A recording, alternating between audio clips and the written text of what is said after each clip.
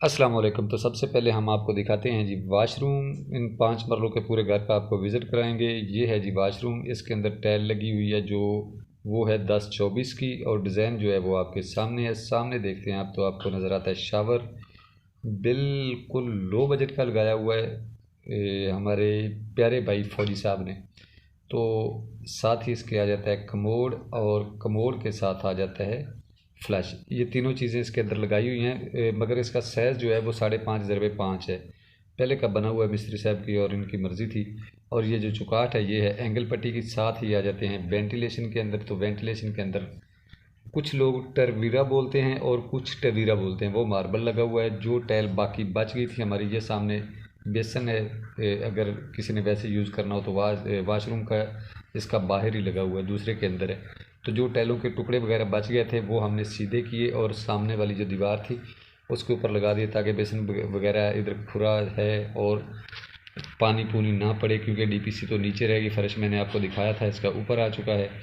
तो ये है जी इनका एक बेडरूम, जिसके अंदर इन्होंने कारपेट वगैरह डालना है। तो इसके अंदर पट्टी का कोई डिज़ाइन वगैरह नहीं बनाया हुआ, सीधा ही लगाया है। और दूसरा जो बेडरूम है इसके अंदर पट्टी के अंदर थोड़ा हल्का डिज़ाइन हमने बना दिया है। उनका फौजी साहब का भी कहना था, तो कुछ हमने खुद सोच लिया भी चलो कुछ ना कुछ तो भाई होना चाहिए, आखिर फौजी साहब पैसे लगा रहे हैं।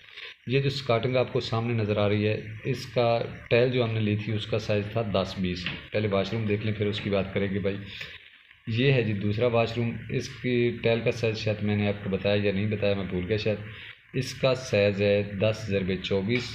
सेम वही चीज़ है, वो भी मास्टर की टाइल है, ये भी मास्टर की है। इसके अंदर थोड़ा डिज़ाइन जो है वो मुख्तलिफ है उससे। उसका डिज़ाइन कुछ और है और इसका कुछ और है, और साथ ही साइज़ इसका भी उतना है।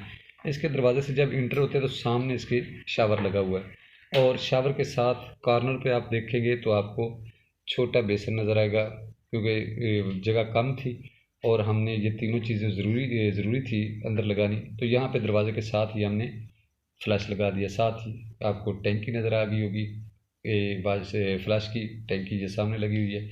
और एक चीज़ मत भूलना, ये जो कार्नर गोला होता है लगाया हुआ, इसके अंदर 1 से 2 दिन पहले नीरू भर देना चाहिए ताकि वो खुश्क हो जाए। और जब कोई चीज़ इसके ऊपर लगे तो ये टेढ़ा मेढ़ा ना हो। तो चलते हैं जी आगे। ये बेडरूम मैंने आपको बता दिया, तो साथ ही हम इंटर हो जाते हैं लॉन्च के अंदर। ये है जी छोटा सा लॉन्च। बनना तो बड़ा था 5 मरले का, मगर छोटा है क्योंकि इन्होंने जो ड्राइंग रूम का वाशरूम है वो इधर दिया है, उसके साथ इन्होंने ड्रेसिंग अलमारी बना दी। तो खैर जैसा भी है माशाल्लाह अच्छा है, अल्लाह ताला उनके नसीब करे। तो साथ ही चलते हैं जी किचन के अंदर। किचन के अंदर जो आम तौर पे एक एल बना हुआ होता है स्लैब का, और यहाँ पे 2 एल बने हुए हैं क्योंकि सीढ़ी किचन के अंदर जा रही है। तो ये देखिए जी, यहाँ पे इनका गैस का चूल्हा आ गया, और सामने जब आप देखेंगे बॉयल लगा हुआ है विंडो के बिल्कुल सेंटर में, ताकि इधर रोशनी भी रहे और हवा की क्रास भी रहे। विंडो इधर लगनी है एलुमिनियम की किचन की टाइल। वो वाले डिज़ाइन नहीं है जो आजकल चल रहे हैं, मगर फौजी साहब की पसंद थी तो वो लगाना ही मुनासिब था। जो फौजी साहब ने चीज़ पसंद कर ली, फौजी साहब के आगे किसी की नहीं चलती, किसी की भी। आप समझ गए ना, किसी की भी। तो साथ आगे चलते हैं और आगे आपको बताते हैं हमने आगे क्या क्या काम किया। तो मेन इंटरेस्ट जो है ये है जी 4 फीट की, मगर आपने कभी भी ये गलती नहीं करनी, मेन इंटरेस्ट 4 फुट की नहीं होनी चाहिए, 5 या 5.5। इसके अंदर जो मेन इंटरेस्ट है, मेन डोर है, मेन दरवाज़ा है, इनके अंदर हम लगाते हैं मार्बल 1 इंच वाला। जो सीढ़ी स्टेप होते हैं या किचन स्लैब होती है उसके ये बने हुए होते हैं, और कॉर्नर पे यहाँ पे गोला बन जाएगा और इसको 4 चांद लगा देगा मेन इंटरेस्ट को। तो ये है जी हमारा गराज। बाबा जी बैठे हैं चाय शाय पी के इजी होके। और सामने जो आपको स्कर्टिंग नज़र आती है, जैसा मैं आपको बता रहा था, ये है 5 इंच की 10-20 की टाइल थी, उसको 2 टुकड़ों में हमने करके लगा दिया। ये डोंकी की स्लैब भी आप देख सकते हैं, क्योंकि काम होना चाहिए भाई वीआईपी। तो साथ ही चलते हैं जी ड्राइंग रूम के अंदर। ये है ड्राइंग रूम। रगड़ाई की मशीन हमारी आ चुकी है, रगड़ाई हमने अभी करवानी है।